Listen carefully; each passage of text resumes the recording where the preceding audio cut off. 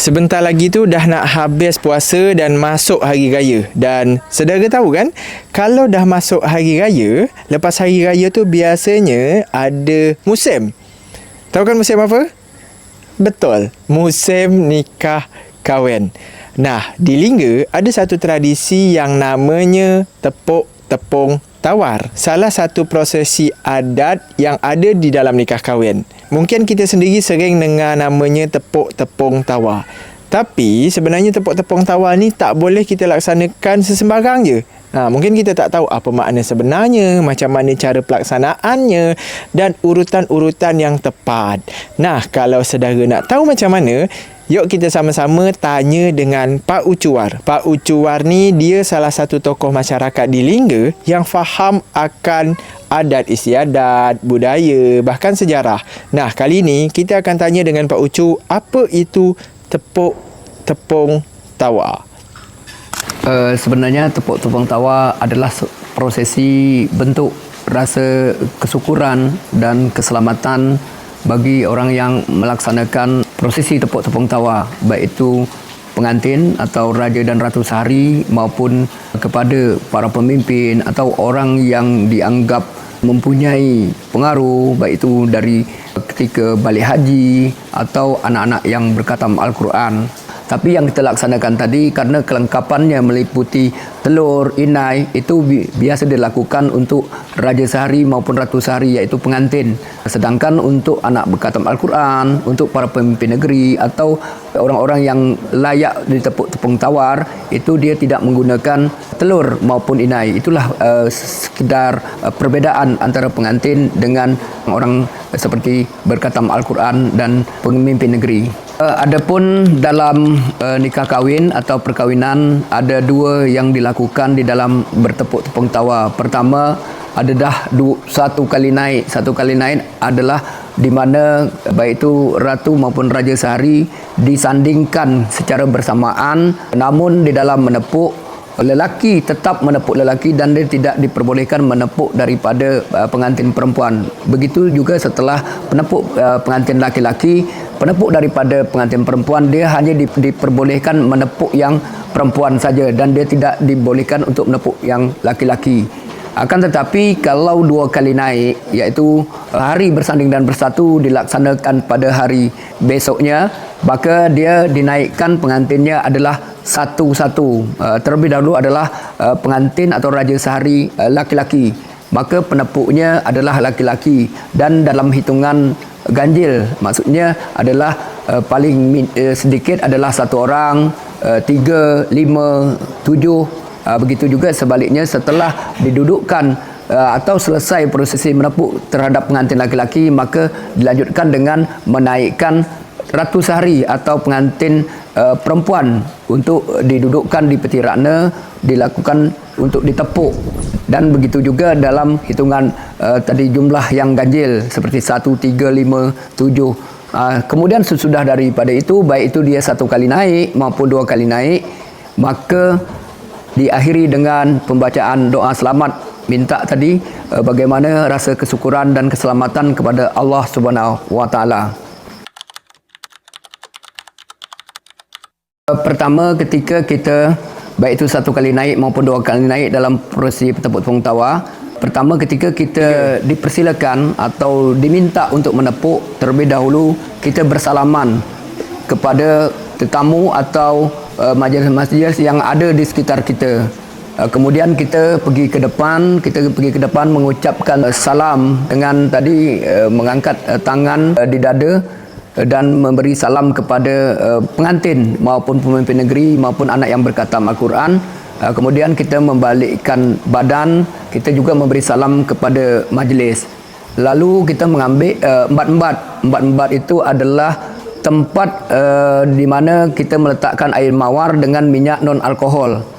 Itu setelah kita pegang dengan tadi memegang telunjuk pada embat-embat, maka kita apakan ke dada pengantin, paling tidak kita mengucapkan Bismillahirrahmanirrahim atau salawat Nabi 3 kali, dan itu adalah simbol bagaimana kebersihan hati, simbol bagaimana niat yang tulus. Kemudian sesudah kita melakukan itu sebanyak tadi 3 kali dengan gerakan, kita tadi mengambil tadi boleh satu-satu kita mengambil beras kunyit, baru nanti beras basuh, baru berteh. Tetapi boleh juga kita rangkumkan semua, ambil serba sedikit beras kunyit, beras basuh maupun berteh. Lalu kita letakkan di telapak tangan dengan mengucapkan doa, salawat paling tidak, atau mengucapkan bismillahirrahmanirrahim. Lalu kita tadi hamburkan kepada pengantin, baik itu mulai dari kanan, kiri maupun ke atas, lalu ke majlis kalau ada sisa. Itu pun sebanyak 3 kali.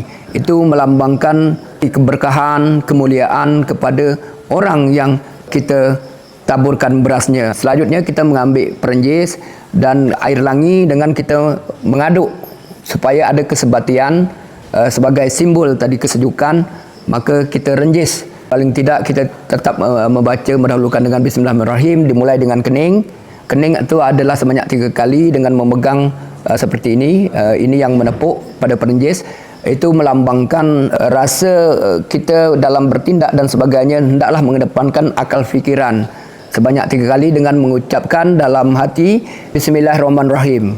Lalu kita menepuk di punggung kanan. Di punggung kanan itu adalah bentuk sebagai simbol tanggungjawab dengan kita membaca subhanallah. Baru kita kepada punggung tangan kiri, itu artinya berikhtiar dan usaha. Kita nak jadi pemimpin dan sebagainya, selain berfikir, bertanggungjawab juga ikhtiar dan usaha dengan subhanallah walhamdulillah. Lalu kita ke punggung tangan kanan, wala ilaha illallah, dengan mengucap sebanyak 3 kali juga kita menepuk. Terakhir adalah ke bahu kiri juga dengan 3 kali mengucapkan la hawla quwata illa billahil azim. Itu artinya setelah kita berfikir, pikul tanggungjawab, berikhtiar dan usaha, maka ketika kita tidak mampu melaksanakan itu semua, maka takkirlah la hawla quwata illa billahil azim.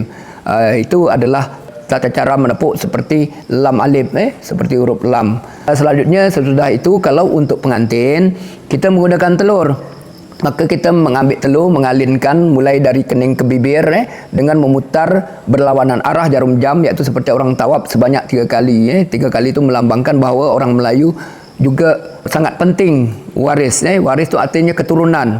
Karena orang Melayu ketika berjumpa, dia lebih banyak bertanya berapa orang anak ketimbang berapa banyak harta dan sebagainya.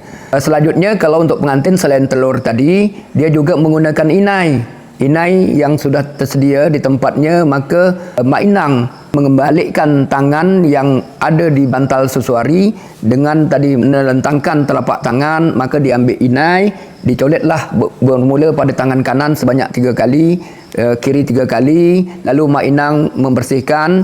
Itu simbol adalah simbol penanda bahawa pengantin perempuan maupun lelaki sudah tadi bersuami isteri dan sudah punya tanggungjawab, baik itu isteri dan suami, dan tidak boleh diganggu.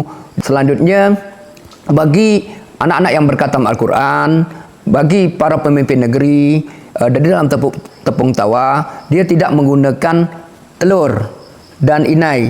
Telur dan inai hanyalah untuk raja maupun ratu sehari saja di dalam acara perkahwinan.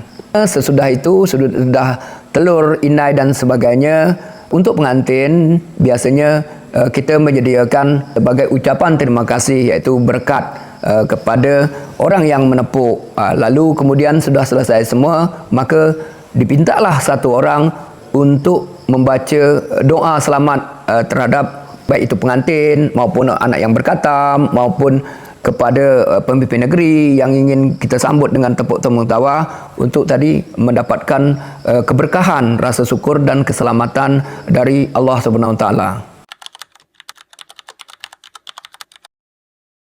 Adapun untuk pakaian penepuk bagi orang yang menepuk, baik itu untuk pengantin, untuk anak yang berkhatam maupun lainnya, terutama untuk lelaki.